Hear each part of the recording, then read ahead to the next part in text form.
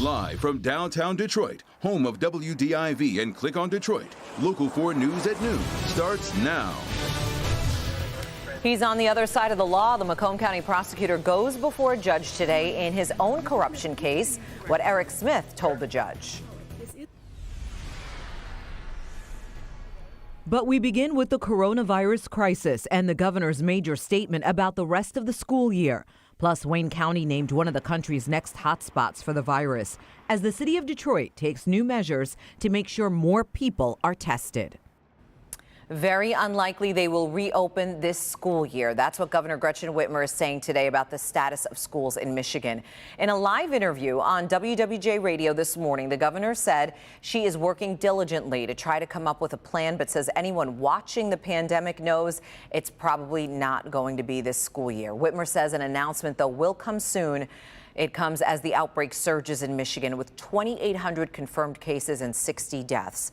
Wayne State announced today 19 students and employees have tested positive. Warren police say 10 officers and 1 civilian employee are now under quarantine, and it's still not clear if anyone has tested positive for the virus. All of this, as the U.S. Surgeon General said this morning, hotspots like Detroit should expect things to get worse next week. At last update, there were 919 confirmed cases in the city of Detroit. This morning, drive-up testing began at the Michigan State Fairgrounds in Detroit. Our Jamie Edmonds is there live. And Jamie, we know there is a protocol that you have to follow here if you want to test. Absolutely, Sandra. That is so important. You have to get a prescription from your doctor to even come here and drive up. This is the regional COVID-19 testing site, the first of its kind in our area. It will be open for a 6-week period through May 8th. Today is day one. We have some video. You come off of State Fair. You have your prescription and your ID. Checkpoint 1 is you hand those 2 things in. You drive to checkpoint 2. That's where they hand you a test inside of your car and tell you what numbered tent to drive through. You go to that numbered tent. That's where you will meet up with a medical professional who will swab your nasal area. And I talked to the city COO about how this process will go. They should come in with their physician's script. We ask them to please leave animals at home. Do not put them in a car because sometimes it could be troubling when a healthcare worker is trying to take the swab. But the test itself is about a 10-minute turnaround. Now, they're hoping there won't be this waiting period that you've seen on national telecast because you will have an appointment.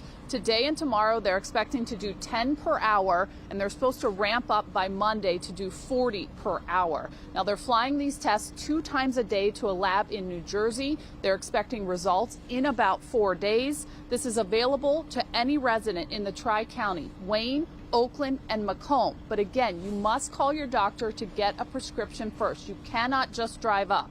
I will put all the information, all the bullet points, all the pertinent information on clickondetroit.com. And I just want to say they're not taking any precautions here. For us to come into this area, we had to have our temperature taken.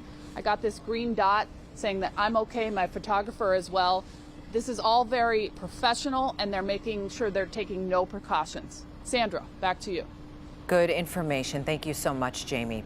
Stocks fell sharply today after a 3-day winning streak. The Dow tumbled 1,000 points, and here's where things stand right now. The S&P and the NASDAQ are also down. The stock market drop comes as the U.S. reaches a new milestone. We now lead the world in confirmed coronavirus cases, surging past 80,000. And overnight, word that there could be trouble for the relief package making its way through the House. Tom Costello is in Washington, D.C., ahead of a House vote, which is scheduled for today.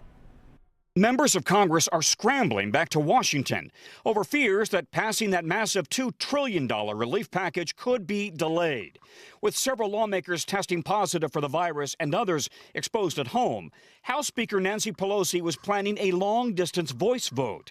But overnight, new concern that at least one member of the House, Republican Thomas Massie, might force a recorded vote, meaning at least 216 members must show up to vote on the House floor.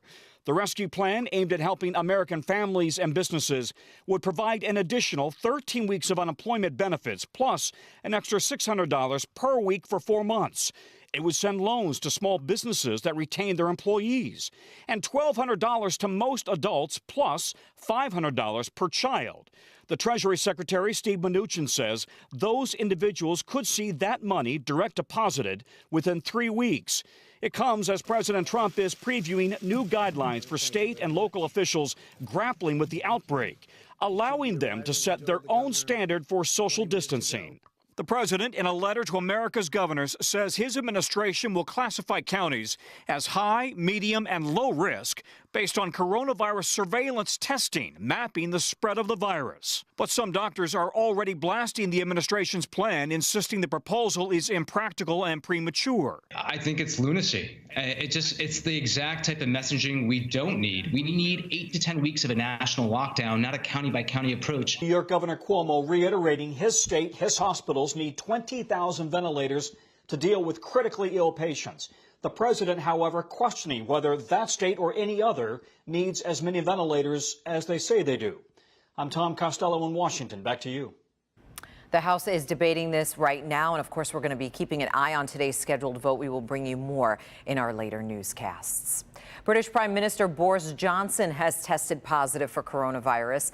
In a video message that he posted on his Twitter account today, Johnson says he was tested for COVID-19 after showing mild symptoms involving a temperature and a persistent cough. He added he will remain in charge of the UK's response to the pandemic. In other news this noon, Macomb County Prosecutor Eric Smith went before a judge today in his own criminal case. Smith was arraigned on corruption charges, accused of misusing county money. Nick Monticelli live in Clinton Township, and Nick, Smith was arraigned via video today. Yeah, Sandra, a lot of moving parts here. You had Smith going to a Michigan State Police post for his video arraignment, a judge from Southfield coming here to Clinton Township because all the judges here had to recuse themselves. They can't preside over this Macomb County case. Macomb County's prosecutor Eric Smith appeared from a video conference line from a MSP post while a Southfield judge sat in. All of this coming after a year-long investigation by the state into the alleged misuse of forfeiture funds.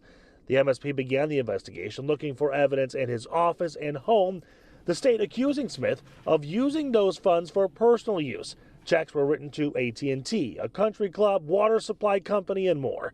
The funds are supposed to be used for specific police and law enforcement activities. Most of the time today was spent discussing whether or not Smith was allowed to have contact with his co-defendant, Derek Miller, who was charged with misconduct and conspiracy. Miller is the second command in the prosecutor's office. They argued business could not be done if the two can't talk. The judge decided for now they cannot talk. After the arraignment, one of Smith's attorneys called the charges politically motivated. He has just pleaded not guilty to these charges that are baseless and unfounded and politically oriented. He's been a damn good prosecutor, and he will continue to be a damn good prosecutor. All right, so there are many other defendants in this case. Somebody who worked at a security company installing home security cameras, and then two others inside the prosecutor's office. We'll lay out their roles and all this coming up here on Local 4 News at 5. But Sandra, I also want to point out that defendants have the right to all of this happening within 21 days, the right to a speedy trial. Most of the time, they waive that because they want to get all their ducks in a row. In this case, Eric Smith saying they don't want that. They want to have this as soon as they possibly can. They will be back in court next week. All right, still a lot of details, though, to sort through. Thank you so much, Nick. Yeah. Let's go ahead and get out to Brandon. He is live today in his neighborhood with a first look at the forecast. And Brandon, it looks like another gloomy one out there today. Little bit, Sandra. We're starting off the weekend. Aren't all these days a little bit like the weekend? And a lot not like the weekend. But we're starting it off a little gloomy looking, and it's had an impact on temperatures and perhaps a little bit on your mood. But we'll start up north where numbers are cooler as we've got a little northeast wind injury to insult, insult to injury. We've got 35 degrees Sandusky, 37 Port Huron, Romeo, 34, 35 in Oxford. It is 39 in Howell, 39 City Airport and at Metro Airport as well. Flirting with 40 degrees here, so we are struggling to get going, but we are going to start to see a little bit of that sun fighting back as we head through the afternoon hours, and that will really help our temperatures. It'll be sort of a north to south or northwest to southeast clearing. The darker spots there were the clearing up north. So we're going for low 50s today. Some may stick in the middle 40s at best, like areas in our north zone, some east side communities, but we'll get some decent mid-late afternoon sunshine, Sandra, and we will be tracking a Saturday soaker coming up, along with a chance for some strong to maybe even severe weather, tracking it for you coming up. We'll see you in a bit. Thanks, Brandon. A bridge comes crashing down on I-94 overnight. What caused it to collapse right onto the interstate, and how long the freeway will be closed before it's removed? But first, a tragic update after a 2-year-old boy falls from the 9th floor of a Metro Detroit apartment.